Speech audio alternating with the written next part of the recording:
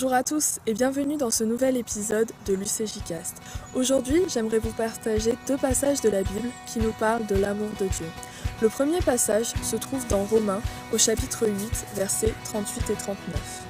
En effet, j'ai l'assurance que ni la mort, ni la vie, ni les anges, ni les dominations, ni le présent, ni l'avenir, ni les puissances, ni la hauteur, ni la profondeur, ni aucune autre créature ne pourra nous séparer de l'amour de Dieu manifesté en Jésus-Christ notre Seigneur.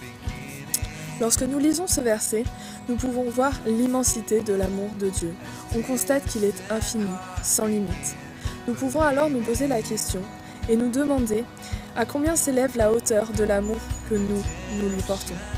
Il y a un chant, un de nos cantiques qui dit « Mais je ne pourrai pas te dire combien je t'aime, alors entends mon cœur ».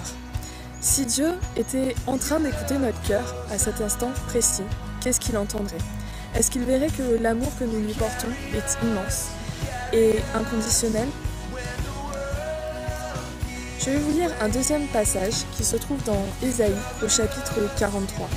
« N'aie pas peur, car je t'ai racheté, je t'ai appelé par ton nom, tu m'appartiens. » Ici, dans ce verset, on voit que Dieu nous appelle par notre nom.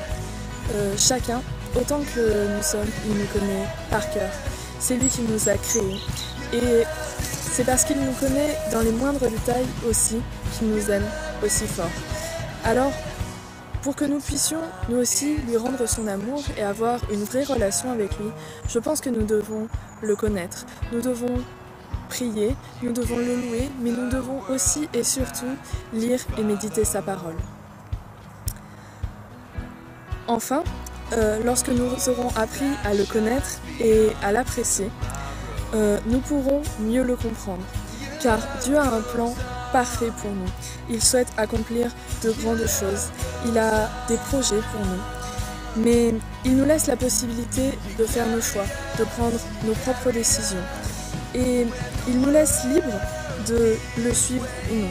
Alors, pour comprendre quel est son plan, pour savoir quelles sont les bonnes décisions à prendre, nous devons acquérir une forme de sagesse, être remplis du Saint-Esprit.